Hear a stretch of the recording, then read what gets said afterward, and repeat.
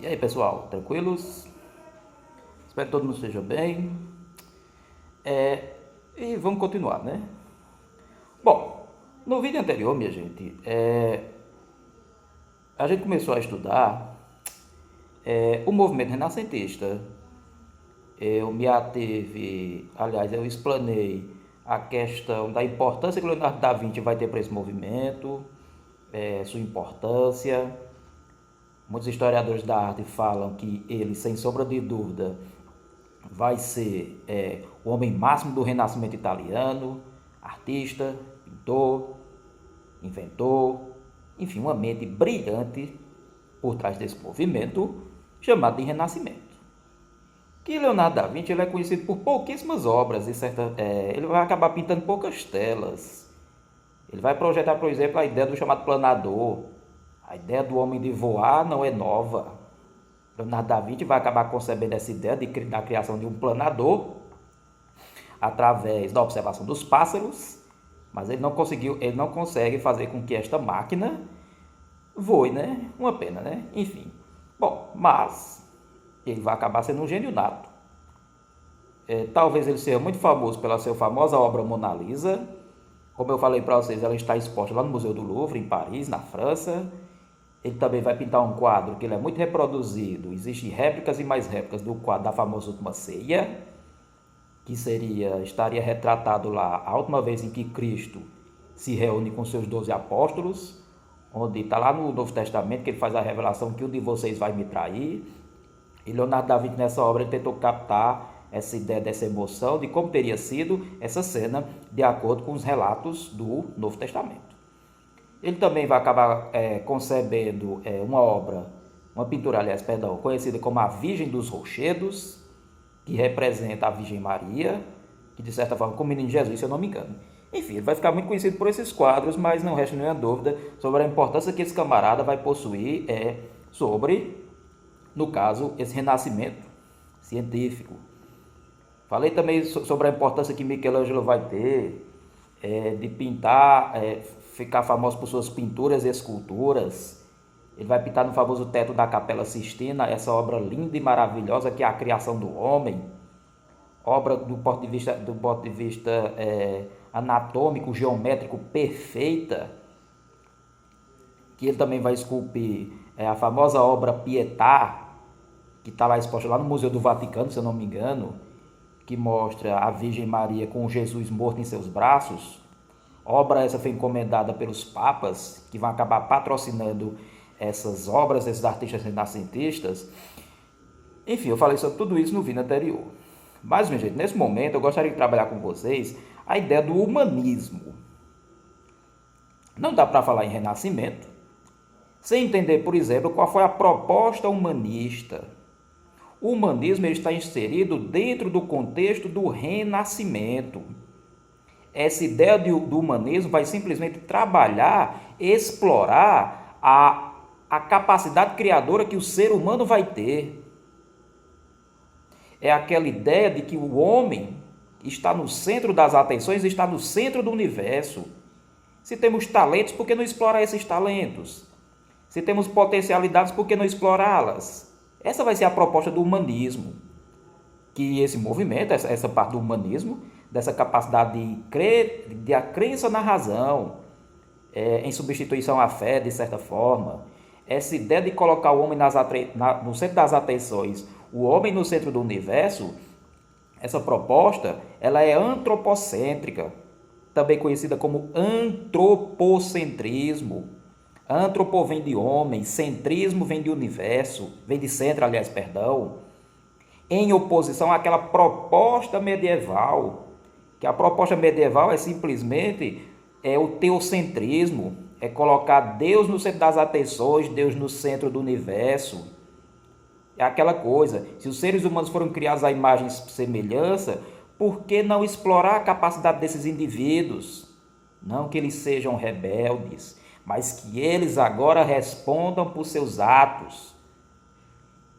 Usar a razão. Que, minha gente, apesar dessa proposta antropocentrista, humanista, essa galera não pode ser considerada ateia, viu? Até porque, como a gente viu no vídeo passado, as obras renascentistas, ou elas vão ter cujo tema de inspiração a mitologia greco-romana, ou a inspiração vai ser o quê? Obras e mais obras religiosas. A ideia do humanismo é explorar a capacidade que cada indivíduo vai ter de colocar o homem, simplesmente o homem, no centro das atenções, no centro do universo. Até aqui estava indo tudo bem. Agora vai chegar um determinado período, um determinado momento da proposta humanista, em que ela, de certa forma, vai acabar incomodando a igreja. Porque a igreja até então é o pensamento dominante. A igreja até então não aceita que existe um pensamento diferente do seu. Alguns humanistas vão acabar, de certa forma, indo, na visão da igreja, viu? Um pouco além, um pouco adiante, um pouco com atrevimento, que de certa forma a igreja vai acabar reprovando certas atitudes. Que, minha gente, nesse vídeo eu gostaria de ater sobre essa proposta humanista, no que diz respeito à literatura que vai ser produzida, no que diz respeito como o Renascimento, que surge na Itália, não esqueçam, lá no norte do território italiano, que praticamente as cidades do norte da Itália vão ser consideradas o berço do Renascimento, que era como se uma cultura renascesse fora de sua época, que é o que a galera vai falar, no caso os artistas renascentistas, eles se consideram herdeiros diretos daquela cultura deixada pelos antigos gregos e romanos, como se essa cultura renascesse fora de sua época. Essa galera, de certa forma, vai estar inspirada, vai retomar essas práticas culturais deixadas pelos nossos amigos gregos e romanos. E nessa historinha, minha gente, o Renascimento não vai ficar restrito só às artes, pinturas, esculturas. Ele vai influenciar a literatura, ele vai influenciar a política e também ele vai acabar influenciando as ciências, que é isso que eu vou me ater agora nesse exato momento. Olha, minha gente, no que diz respeito à literatura da época, teremos um holandês chamado Erasmo, que ele vai produzir uma obra chamada Elogio da Loucura. Ele vai criticar indiretamente nessa obra a igreja. Ele escolhe como personagem a loucura. Muita gente até fala que o limiar entre a razão e a loucura, ele tem a espessura de um fio de cabelo. Olha, essa obra aqui, ó, de Erasmo de Roterdã, o Elogio da Loucura, que foi publicado pela editora Edra, livro de bolso, está aqui para vocês darem uma olhada, que faz parte da minha biblioteca, diga-se de passagem. Esse livrozinho aqui, simplesmente Erasmo, elege um personagem, a loucura, para, de certa forma, criticar a postura da igreja de sua época. Ele vai ser reprovado por isso. A igreja não vai ver com bons olhos a crítica que vai ser lançada por trás dessa obra literária humanista. Qual a proposta do humanismo? A razão. Colocar o homem no centro das atenções, no centro do universo. Explorar, por exemplo, as capacidades individuais de cada um. Tem que ser, sim, exploradas ao máximo. Que Erasmo será repreendido, terá essa obra, por exemplo, colocada no famoso Index, ou Index Librorum Prohibitorum, como estava em latim, a lista de livros proibidos aos católicos, e ele vai acabar escrevendo também outra obra muito importante, chamada Livre-Arbítrio. Livre-Arbítrio. Se eu não me engano, essa obra é publicada em 1524. Acho que o Elogio da Loucura, se eu não me engano, ela data de 1513 aproximadamente, não me lembro agora exatamente. Mas enfim, minha gente, ele vai fazer uma defesa apaixonada do direito à vida, de que geralmente os seres humanos, sim, eles são responsáveis por seus atos. A proposta humanista, minha gente, ela rompe definitivamente com aquele pensamento medieval, teocêntrico. São os homens que têm que responder agora por seus anseios, por suas atitudes, vão fazer seus questionamentos. Usem, sem sombra de dúvida, a razão. Por essa ousadia, de acordo com a visão da igreja, essas obras literárias de Erasmo de Roterdã. Roterdã é uma cidade holandesa muito famosa da época, E eu creio, ainda hoje ela tem uma certa importância para o território holandês, não resta nenhuma dúvida quanto a isso. Que essas obras serão criticadas e vai acabar fazendo parte da lista de livros que a igreja vai acabar criando, onde os católicos estão terminantemente proibidos de ter acesso a essas obras. Lá na Inglaterra, por exemplo, um tal de Thomas More, ele vai escrever um livro chamado Utopia. O que é utopia, minha gente? É um sonho. Significa lugar nenhum. Imagine uma terra sem governantes ou governados. Essa proposta, minha gente, a proposta dessa obra de Thomas More, que vocês podem encontrar, aliás, em qualquer livraria, é a ideia da liberdade. Nada de governantes ou governados. Ele vai imaginar que seria assim capaz de existir uma sociedade dessa, onde todos seriam iguais, sem exploração, sem humilhação, enfim, etc, etc, etc. Que, minha gente, na Inglaterra do século XVI, esse escritor, Thomas More, ele vai acabar sofrendo muito nas mãos de um governante conhecido como Henrique VIII. Henrique VIII vai ser o cara que vai acabar sendo um dos aliados da igreja, depois rompe com ela, acaba criando, de certa forma, a chamada Igreja Anglicana, onde até hoje a Igreja Anglicana é controlada pelo rei, no caso da Inglaterra hoje pela rainha Elizabeth II. Que ele, por adotar, aliás, essa postura contrária ao nosso amigo Henrique VIII, ele vai acabar perdendo a sua linda cabeça.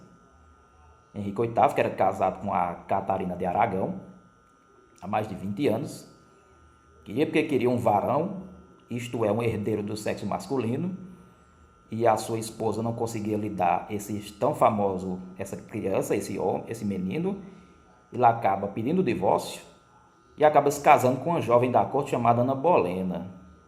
O Papa não lhe concede o divórcio, ele rompe com a igreja, consegue que o parlamento britânico autorize o seu divórcio e ele vai acabar prendendo os rebeldes. Nessa historinha, Thomas More vai ser decapitado. E por incrível que pareça, se eu não me engano, ele vai acabar se casando 6 vezes. Ele vai acusar 2 de suas esposas, no caso Henrique VIII, de adultério.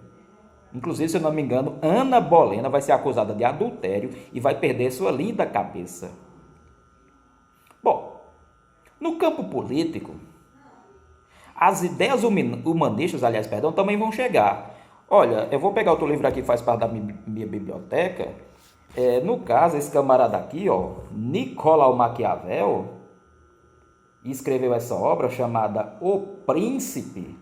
Também esse livro de bolso que faz parte da minha biblioteca, da famosa editora Vozes, no caso é Vozes de Bolso, está aqui o manual de como um político deve se comportar e agir em sua sociedade.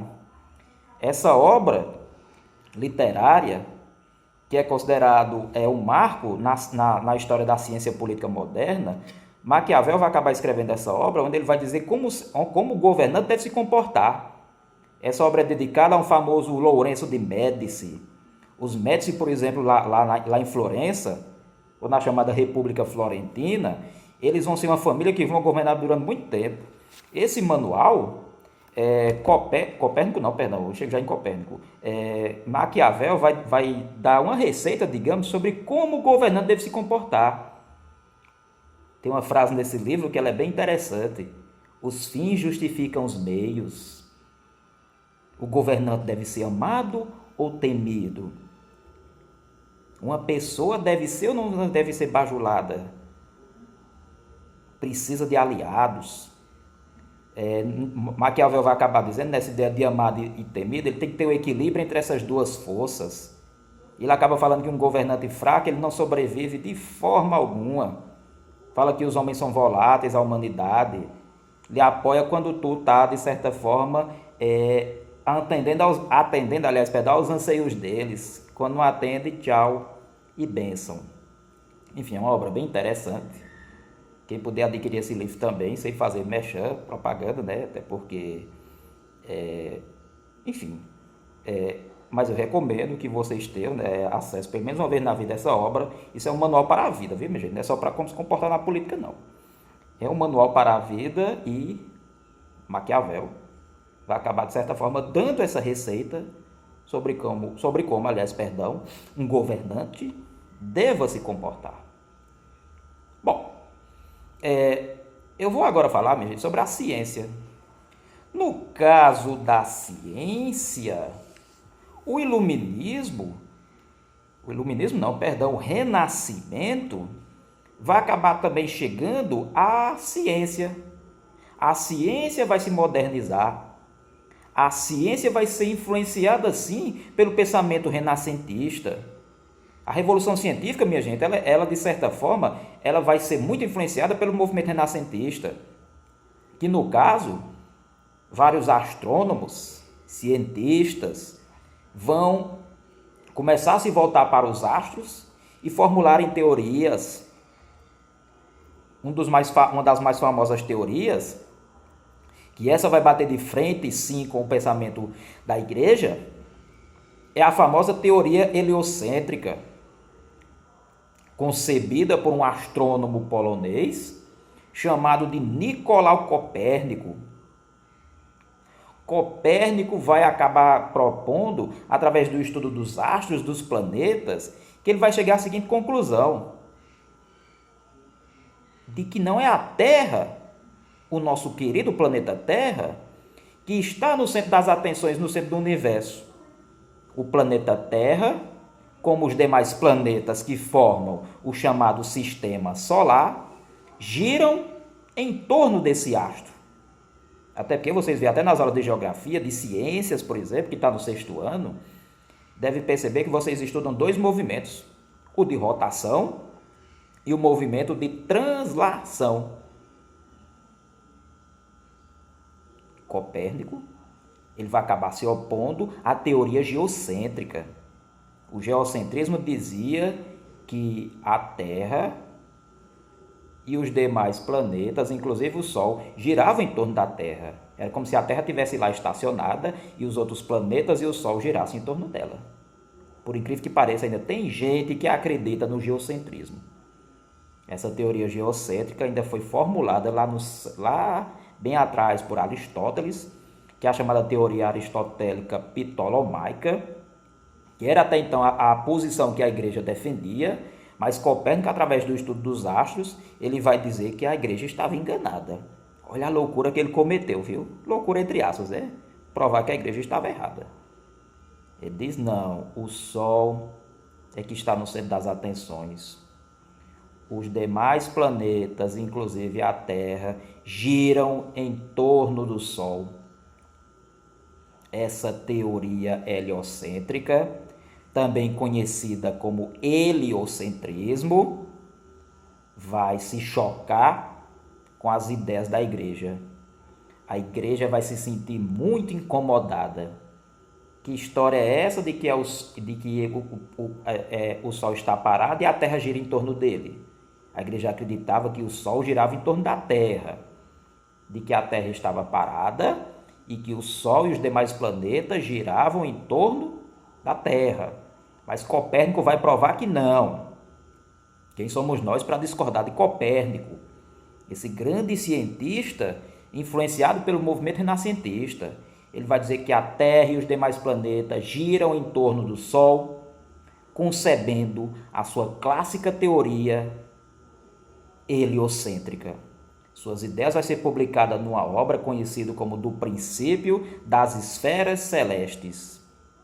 Ele vai dizer que o Sol está lá, como astro-rei, que ilumina todo dia o nosso planeta, os planetas do Sistema Solar, diga-se de passagem, de que o nosso planeta e os demais que compõem o Sistema Solar giram em torno desse astro. A igreja vai ficar incomodada, persegue as ideias de Copérnico, que essas ideias vão ser retomadas mais na frente por um famoso cientista italiano chamado Galileu Galilei, um grande gênio da humanidade. Esse gênio vai herdar as ideias de Copérnico e vai simplesmente se aprofundar nesses estudos. é creditada a Galileu a invenção da luneta. Não sei se vocês já se depararam com a luneta. Telescópios. Qual a função de uma luneta no telescópio? Observar os astros. Galileu se aprofunda nessa ideia de Copérnico. Ele vai dizer que existem outras bilhões e bilhões de galáxias. A galáxia que a gente faz parte é o chamado Sistema Solar. Ele vai dizer sim, a Terra gira em torno do Sol. A igreja mais uma vez vai se sentir incomodada. A igreja não vai aceitar perder o seu papel de pensamento dominante. Galileu continua a confirmar de que Copérnico está certo. Ele não vai dizer que a igreja está errada, não, lógico, né? Ele vai dizer que sim, eu estou fazendo os meus estudos, os meus cálculos com base na ciência e não na fé. Até porque a proposta humanista, que vai influenciar essa galera também, não resta nenhuma dúvida quanto a isso, é a capacidade criadora e intelectual de cada um. Se temos potencial, se temos talentos, por que não explorá-los? Por que não colocar a razão no centro das atenções? Essa é a proposta humanista. Porque a ciência está pautada na razão, diga-se de passagem. Galileu continua a afirmar: Copérnico está correto, os cálculos estão corretos, sim, a Terra gira em torno do Sol. São períodos, de certa forma, complicados para a humanidade. A igreja está vivendo aquele processo de reforma protestante. Ela responde com a contra-reforma. É reativado o famoso Tribunal da Inquisição. Galileu vai ser preso por esse tribunal e exigir que se retrate publicamente. Galileu vai ser condenado à morte na fogueira. Galileu, para escapar da morte, ele vai negar tudo que ele falou. Reza a lenda que Galileu teria dito a seguinte frase para escapar da fogueira da Santa Inquisição: no entanto, ela se move. Em referência ao nosso planeta. Ou é por se move, como é dito em italiano. Não sei nem se a pronúncia está correta, eu peço até desculpa a vocês. Aí, enfim, minha gente, Galileu vai morrer infeliz, quase 80 anos de idade, um gênio que vai acabar sendo retomado seus estudos séculos e mais séculos adiante. Galileu é muito homenageado. Uma das luas de Júpiter se chama Galileu em homenagem. Uma das luas de Júpiter, se eu não me engano, leva o nome desse cientista em homenagem às obras que esse camarada fez, a sua importância científica. Tem até uma revista científica de uma editora aí que o nome dela é Galileu, em homenagem a esse grande cientista. Que, minha gente, o renascimento do século XVI, ele acaba também influenciando o movimento racionalista do século XVII. É no século XVII, que no campo da física vai surgir um tal de Isaac Newton. Ele é considerado um dos maiores gênios da história da física. Einstein vai ser lá no século XX, também outro gênio, não resta nenhuma dúvida. Newton, ele vai estudar a famosa gravidade, aquela ideia de que os corpos tendem a ser atraídos para o centro da Terra. Que os estudantes de física que estão, por exemplo, no ensino médio, começam a estudar física hoje em dia, lá a partir do 8º ano, vão ver as leis de Newton, que reza a lenda que Newton desenvolveu sua teoria, as famosas leis de Newton, ao ficar debaixo de uma macieira, lendo um livro, quando de repente uma maçã teria caído em sua cabeça. Lendo ou não, Newton vai acabar sendo influenciado pelo movimento renascentista do século XVI. Ainda durante o século XVII, a galera vai ser herdeira, sim, desse pensamento racional. Um tal de... Vou pegar outro livro aqui, minha gente, de René Descartes. Esse carinha aqui, ó, ele é conhecido como o pai do racionalismo científico. Mais uma obra aqui publicada pela famosa editora LPM Pocket, com seus livros de bolso. Também esse livro faz parte da minha biblioteca.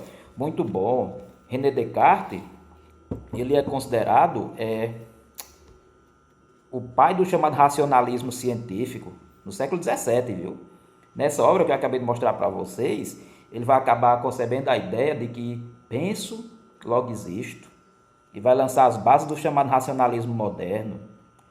O Renascimento, minha gente, ele não vai ficar restrito só ao século XVI, não. Os séculos posteriores vão influenciar muitos cientistas, escritores, políticos, filósofos. Ainda no campo da literatura, só para fechar essa discussão, praticamente, minha gente, toda a Europa vai ter um artista renascentista com a ideia humanista que vai revolucionar suas obras literárias. Na Espanha, por exemplo, teremos o famoso Miguel de Cervantes, que ele vai escrever uma obra chamada Dom Quixote de la Mancha, que a crítica que vai existir nessa obra são os romances de cavalaria. Dom Quixote foi um cara, só um resuminho do livro, viu? Dom Quixote vai ser um cara que vai ser obcecado pelos romances de cavalaria. Ele se imagina um cavaleiro medieval que, ao lado do seu fiel escudeiro Sancho Panza, ele confunde moinhos de vento com gigantes. Qual a crítica por trás dessa obra? A proposta medievalista. Vai criticar os romances de cavalaria medieval, uma crítica aos antigos costumes que existiam na Europa da Idade Média. É uma obra humanista, que vai colocar a razão no centro das atenções, a razão no centro do universo. Outras obras como Gargantua e Pantagruel. Se eu não me engano, lá em Portugal, vai ter um literato muito interessante, se eu não me engano, o Gil Vicente, autor de obras como, por exemplo, O Alto da Barca do Inferno, que, se eu não me engano, essa obra acaba se enquadrando no movimento renascentista português. E, minha gente, chegando na Inglaterra, teremos aquele considerado até então, aliás, considerado até hoje, perdão, como o maior dramaturgo de todos os tempos, William Shakespeare. Shakespeare escreveu várias obras de cunho verdadeiramente humano. Obras como Romeu e Julieta. Quem nunca ouviu falar em Romeu e Julieta? Obra essa constantemente adaptada para o cinema, televisão, teatro. A história de dois jovens, Montecchio e Capuleto, que vêm de famílias rivais, cujos jovens acabam se apaixonando. Ou é Romeu ou é Julieta que planejam fugir, um deles finge que está morto, e eu acho que é Romeu que finge que está morto, e Julieta acaba se envenenando sem saber que o seu amado está morto. O amado acaba, quando descobre a verdade, acaba tendo o mesmo destino. Qual a influência, minha gente, que essas obras vão ter? Lá nas obras, lá na dramaturgia grega, a tragédia e a comédia. Histórias trágicas que servem para refletir qual é o nosso papel na sociedade. Como é que, até que ponto nós somos seres humanos. Hamlet, por exemplo, outra obra literária do famoso Shakespeare, mostra uma intriga palaciana no reino da Dinamarca. Tem uma frase desse livro que fala o seguinte: ser ou não ser, eis a questão. Os personagens retratados nessas obras literárias renascentistas, eles vão abordar temas tipicamente humanos, os dilemas, as paixões, as iras, as intrigas, as invejas. Somos seres humanos, temos essas qualidades, esses defeitos. Tudo isso vai ser abordado nessas obras. Macbeth, por exemplo, Rei Lear. Shakespeare também vai escrever obras, comédias, como Sonho de uma Noite de Verão. Se eu não me engano, também A Megera Domada, que é uma obra comédia, não me lembro agora exatamente. Enfim, minha gente, essas obras literárias renascentistas vão abordar o ser humano em suas limitações, em suas qualidades, em seus defeitos. Até hoje, minha gente, essas obras influenciam nossas vidas. Qual é o nosso papel na humanidade? Como investigar a natureza? Se tinha uma coisa que os renascentistas acreditavam, era que a investigação da humanidade, a investigação da natureza, tinha que partir do ponto de vista racional e não através da fé. Os renascentistas, através de sua proposta humanista, colocam a razão, o homem, no centro das atenções, no centro do universo. Se nessa época essa proposta já incomodava a igreja, tu imagina em pleno século XXI, como ainda hoje a gente vive tempos onde a galera, enfim, cada um com sua forma de pensamento, coloca primeiro a fé no centro das atenções em detrimento da razão. Porque, minha gente, essa discussão entre ciência e religião é antiga demais. A proposta renascentista é simplesmente de explorar os seres humanos em sua capacidade criativa, transformadora. Eles foram muito longe. Esses caras até hoje continuam nos influenciando. E, minha gente, vida que segue. Parabéns a essa galera. Parabéns a essa capacidade racional que eles vão ter da gente usar os nossos cérebros, nossa razão, nosso intelecto. A gente deve sim muito a essa galera, até hoje nos influencia no que diz respeito à política, à economia, à filosofia, às artes, pinturas, enfim, o Renascimento é um período fantástico na história da humanidade. Bom, minha gente, por aqui eu encerro. Eu espero que vocês tenham gostado. Se gostou, já sabe, dá um joinha e colaborem para o crescimento deste interessante canal. Obrigado, minha gente.